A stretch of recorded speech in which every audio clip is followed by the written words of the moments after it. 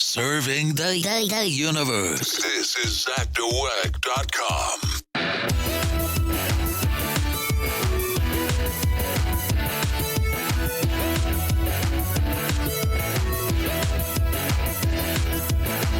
Greetings, verified Earth people and those with no check mark. It is me, the always dapper podcast babbler, the joy boy with the joy toy, the daddy-o from the radio, and the monkey on the mic.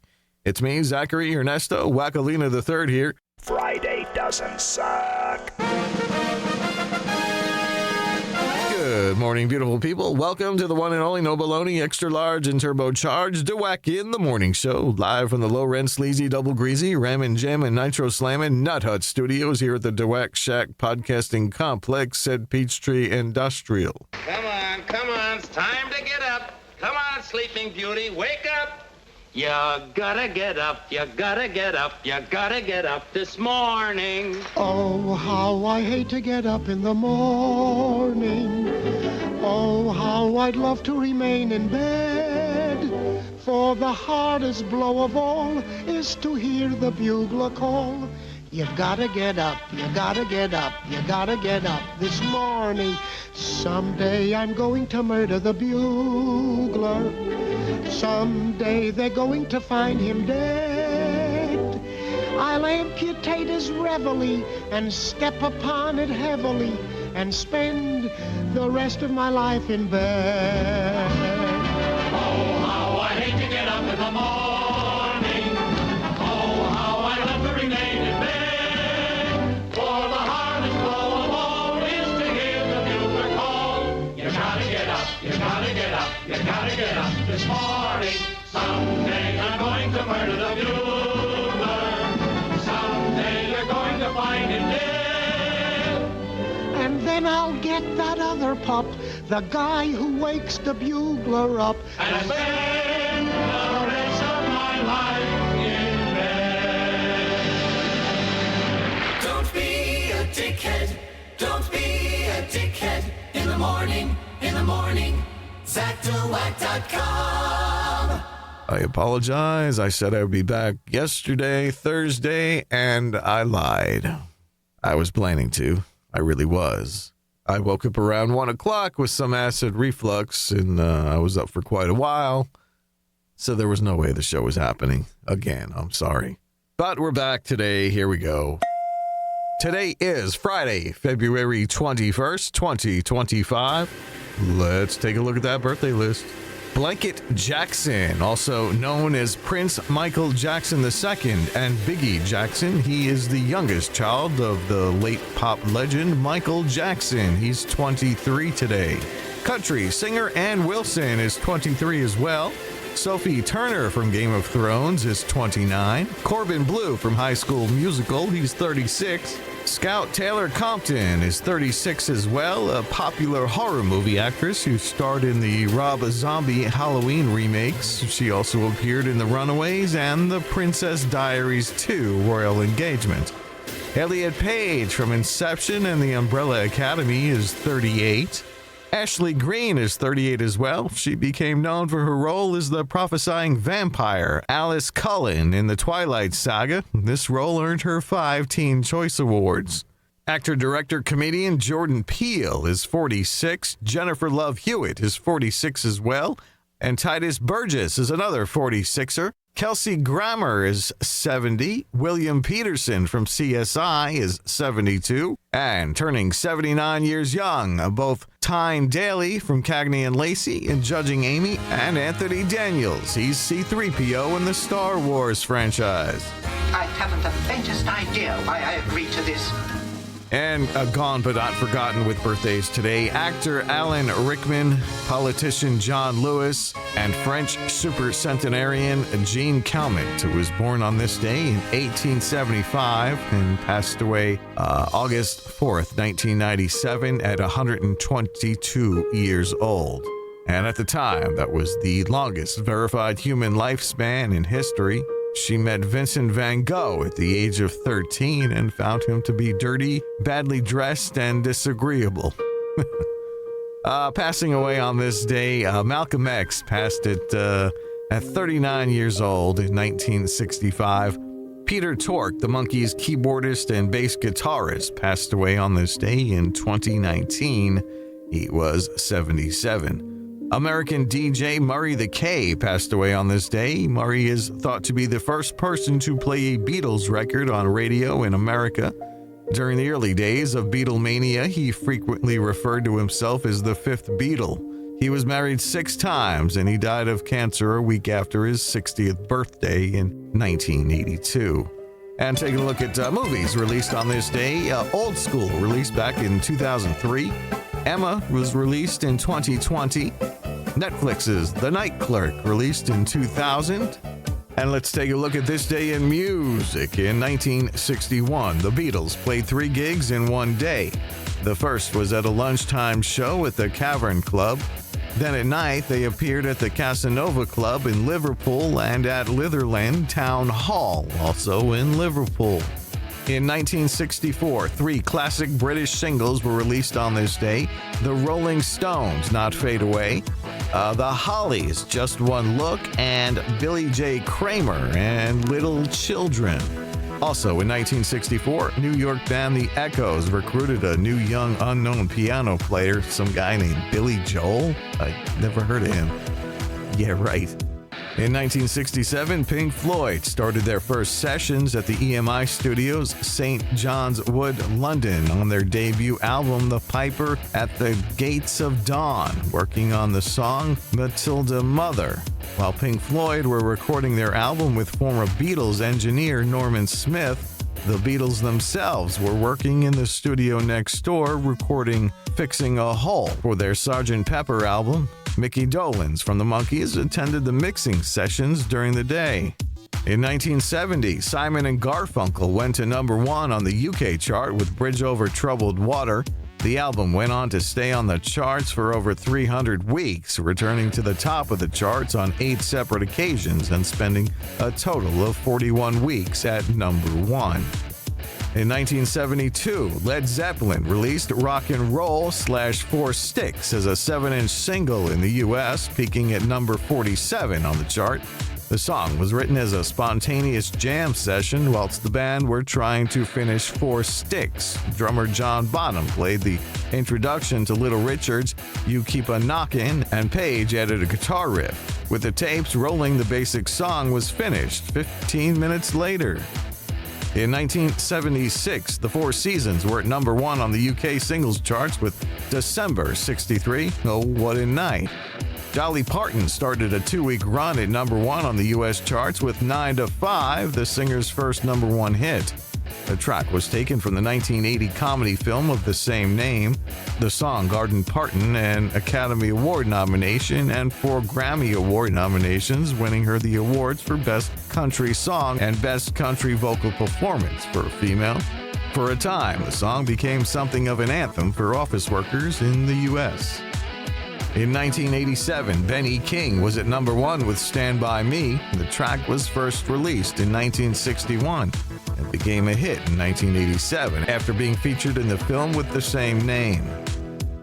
In 1998, Celine Dion went to number 1 with My Heart Will Go On. The song was the theme from the movie Titanic, the world's best-selling single of 1998.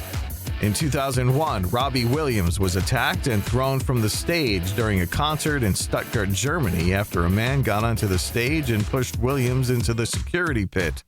The attacker was arrested and taken to a secure psychiatric clinic. In 2002, Elton John accused the music industry of exploiting young singers and dumping talented artists for manufactured groups. He said there are too many average and mediocre acts. It damages real talent getting airplay. It's just fodder.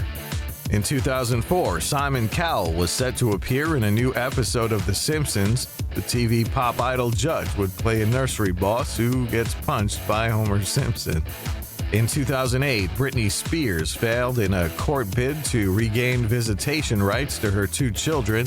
Spears was banned from monitored visits in January of that year after refusing to hand the children back, resulting in a standoff with police at her house. The singer's ex-husband, Kevin Federline, was awarded primary custody of 2-year-old Sean Preston and Jaden James, aged 1, in October. Also, in 2008, a computer expert was jailed for 2 years for electronically stalking Linkin Park singer Chester Bennington. Devin Townsend worked at a U.S. National Security Laboratory in New Mexico where she used a computer to track Bennington. She admitted to obtaining family photos, accessing email and voicemail, and threatening his wife, Talinda. Another one for 2008, a U.S. music aficionado sold his collection of more than 3 million vinyl albums, singles, and compact discs to an eBay buyer from Ireland for just over $3 million. An eBay spokesperson said the sale was one of the highest ever for an online auction site. In 2009, Rihanna issued a statement thanking fans for their support after an alleged assault by her R&B singer boyfriend Chris Brown, but the singer declined to comment on a leaked photograph which appeared to show her with facial injuries. The Los Angeles Police Department had launched an internal investigation and asked for the public's help in finding the person who leaked the photograph. In 2014, a statue of a weeping Kurt Cobain was unveiled in Aberdeen, Washington, the hometown of the late Nirvana frontman. The statue, which sees Cobain crying a single tear, is situated in the Aberdeen Museum of History. Kurt Cobain Day would now be celebrated annually in the city of Aberdeen. Of the day, Mayor Bill Simpson recently read a proclamation which stated, "Aberdeen residents may justifiably take pride in the role our community played in the life of Kurt Cobain and the international recognition our community has gained from its connections with Cobain and his artistic achievements." Also, in 2014, a crew member working on a biopic about Greg Allman died after being hit by a train during filming. Police in South Georgia said the woman was struck after the crew for a Midnight Rider placed a bed on the railway tracks in Doctortown. Wayne County Sheriff John Carter said several other people had been injured, 2 of them seriously. It happened on this day as if you cared. And here's this day in regular history. In 1878, the first telephone directory consisting of a single page was issued. It covered 50 subscribers in New Haven, Connecticut. In 1885, the newly completed Washington Monument was dedicated. In 1948, NASCAR was incorporated. In 1958, Gerald Holtom designed and completed the peace symbol commissioned by the Campaign for Nuclear Disarmament in protest against the atomic weapons research establishment. Jumping all the way to 2008, on her daytime talk show, Oprah Winfrey introduced the audience to a new world, Schlumpadinka. Oprah created the word to describe a woman who had completely given up on how she looks. In 2011, a professor from New York University had an experimental life blogging camera removed from his head after his immune system rejected the implant. In 2017, concerned over the impact of Donald Trump's presidency on science, stress balls with the message "Stay calm and research" were sent to U.S. scientists by researchers in the UK. In 2019, the Lunar Library, a 30 million-page library of books, data, images, and a copy of Wikipedia, was launched to the moon aboard an Israeli lander. And in 2021, Englishwoman Jasmine Harrison, at 21, became the youngest woman to row across an ocean, arriving in Antigua as part of the Atlantic Challenge after 70 days, 3 hours, and 48 minutes. Special events for today: it is Grain-Free Day, it's Card Reading Day, a sentimental holiday on which people savor the greeting cards sent to them over the years. There is nothing better than going through aisles of greeting cards and selecting one that will best express our feelings for another. These cards are special and we hold on to them for sentimental reasons. It's National Sticky Bun Day. Yum. It's National Tasking Day. It's No One Eats Alone Day. And it's Caregivers Day. Today's number for the day is 1.1 billion. That's the pounds of sunflowers harvested in North Dakota each year. The state is the nation's top grower of sunflowers.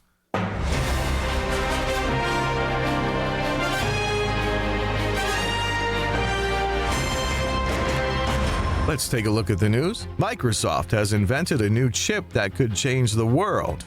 It's powerful enough to run the company's next operating system, Windows Sriracha.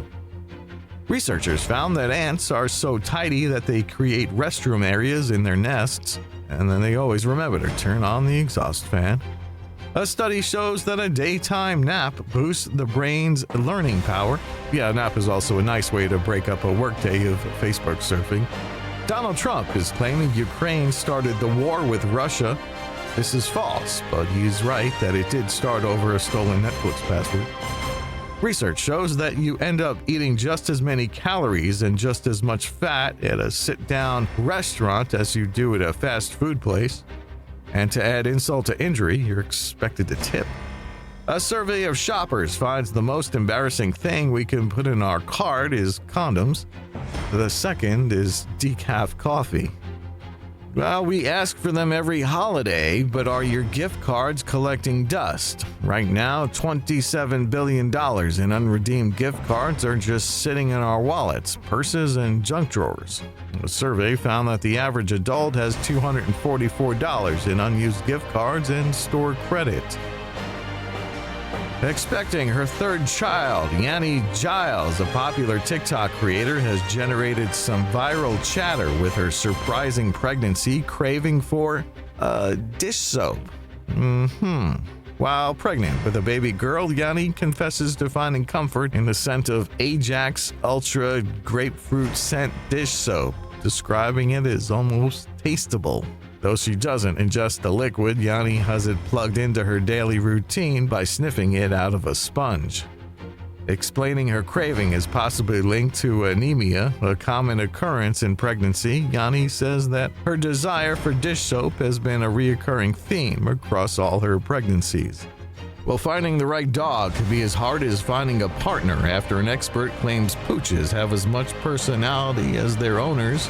Social psychologists at the University of Texas at Austin conducted research which proved dog owners are right when they insist their pets have personalities. And they said that the pet adoption agencies should make sure that the pups and their owners do get along. Owners were asked to assess their pet on 5 criteria normally used by psychologists to judge human personality. The dogs were then rated by people who had not previously met them, and researchers found that the results correlated. Other researchers found teens who are asked to turn down the volume of their earbuds and headphones are more likely to turn them up instead. The study from the University of Colorado also found that boys listen louder than girls, and those who know the risks loud music has on hearing loss actually play their music at higher levels. Other finds included that teens are less able to judge how loud their music is, and up to 24% listen a level which puts them at risk of permanent hearing loss. I'm raising my hand. I was one. Well, the headline sounds like a prank, but KFC is leaving Kentucky. How could Kentucky Fried Chicken leave Kentucky? Yum Brands, the parent company of KFC, has announced that it will be relocating its U.S. headquarters from Louisville, Kentucky to Plano, Texas. The move is expected to affect around 100 employees who will be required to relocate over the next 6 months. The move is part of Yum's plan to have 2 corporate headquarters, with KFC and Pizza Hut's global teams already based in Plano and Taco Bell and Habit Burger Grill's teams located in Irvine, California. Well, the historic SS United States, a 1,000-foot ocean liner, departed from Philadelphia's Delaware River waterfront on Wednesday, marking the beginning of its final journey. The ship, which shattered the transatlantic speed record on its maiden voyage in 1952, is being towed to Mobile, Alabama, for preparation work before it's eventually sunk off Florida's Gulf Coast to become the world's largest artificial reef. The total cost for acquiring and prepping the ship could exceed $10 million, with the entire process expected to take at least 1.5 years. The SS United States has been docked for years after its retirement in 1969. NASA astronauts Suni Williams and Butch Wilmore have addressed Donald Trump's recent claim that they were abandoned in space, reassuring the public as they prepare for their return to Earth in March. After spending 8 months on the International Space Station instead of the planned 8 days, the astronauts took to the media to clarify their situation. Wilmore said, "We don't feel abandoned, stuck, or stranded. We come prepared. We come committed. We're doing pretty darn good, actually." Well, here we go. It's the stupid news time. A man in Liberia was too sneaky for his own good when he tried to escape his pregnant girlfriend of 9 years to marry another woman. The wedding between the man and his would-be bride was supposed to occur behind the back of his live-in girlfriend, but she got wind of it, rounded up her brothers, and raided the church. The couple never did get married, but the wedding reception went on as planned. I'm still a little confused on that. In South Africa, a bride and groom, he in his uniform, she in her dress, were being driven to their wedding when they spotted a crime in progress. They had to make a decision whether they were going to go to the church or were they going to help a person being robbed. Since both bride and groom were cops, they chose to help. The pair and a third policeman, acting as their wedding chauffeur, stopped immediately and confronted the robbers, who jumped into a truck and sped away.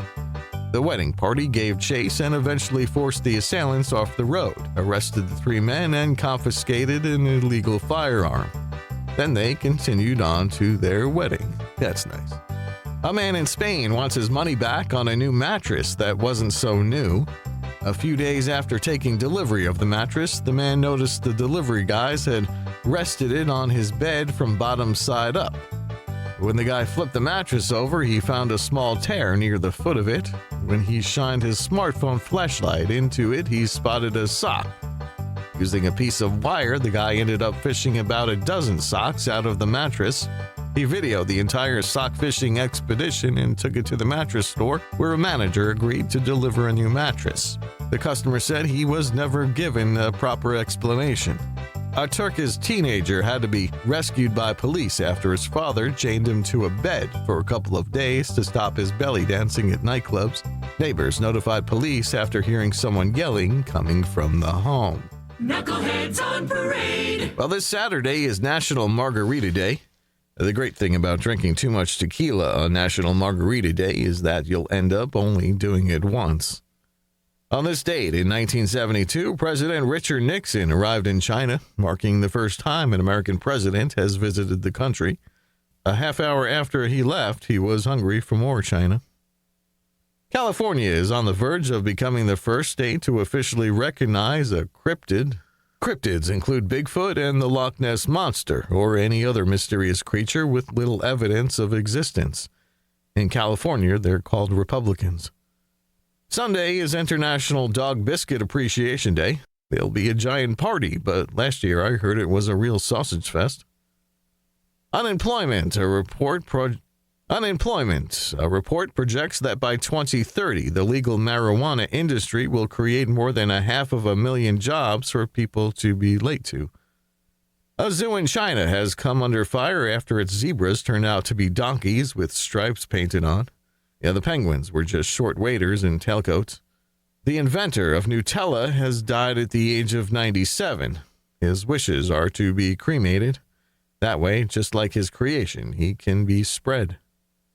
The Pope warns he may not survive pneumonia and is rushing to tie up loose ends, starting with deleting his browser history. The NFL is planning to add an 18th game to the season. Yeah, advertisers believe that the more marriages they break up, the more beer they can sell. I was aghast today when Amazon delivered a chicken painted green to my door. I can only guess it's the parrot I ordered from Temu. U.S. Customs today seized 2 million in eggs being smuggled inside shipments of cocaine.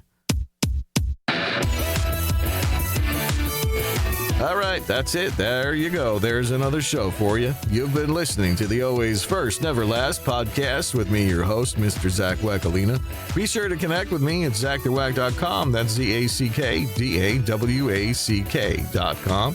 Facebook, Twitter, X, Instagram, MySpace, the comic strip, the Yellow Pages, Telepathy, Western Union, or call or text me at 984-DWAC1. That's 984-329-2251. Like it, follow us, or subscribe, whatever your app allows, and please share this show with your cohorts. Thank you to all the awesome wackos, weirdos, reverts, preverts, dingbats, and jelloheads anonymous for any and all listens you can give. You know what, it means a lot. Please and thank you. I'm out of here like Vladimir. Until next time, there will be a next time. Don't forget me. I won't forget you. I am Zach the Whack saying, if I'm lying, I'm dying. Grits ain't groceries, eggs ain't poultry, and Mona Lisa was a man. I'll be back Monday. I'll talk to you then. Same whack time, same whack channel. Whack out. Bye, buckaroos. Ciao, baby. That's all, folks.